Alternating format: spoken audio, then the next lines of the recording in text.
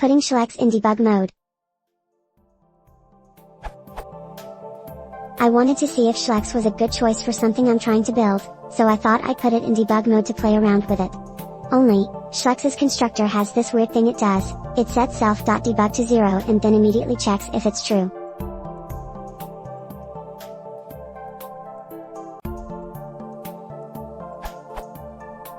I know Python has some powerful metaprogramming features, but I can't figure out how this is intended to work. Even if I override the constructor, there's no programmatic way to get between the setting of the value and its use.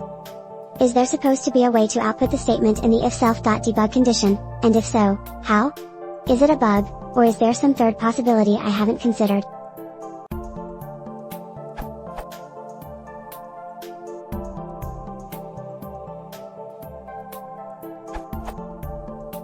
First, I'm pretty sure you found a bug, and you should go report it.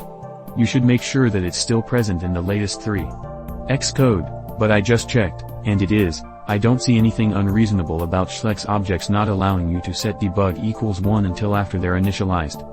But in that case, they shouldn't be checking self.debug in the initializer, since there's no way it can be set. But this isn't that hard of a bug to work around. The only thing you lose this way is the first message, which only prints out public attributes you can print yourself. So, for example,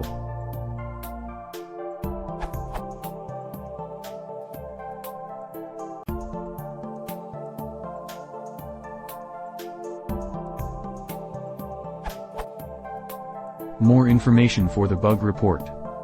The unreachable code was added in this 2000 change, and the only change since then was to fit it to AE columns. There are no unit tests for the debug argument, not surprising, given that it's barely documented and just says if you want to use this, read the source, but you might want to add some anyway.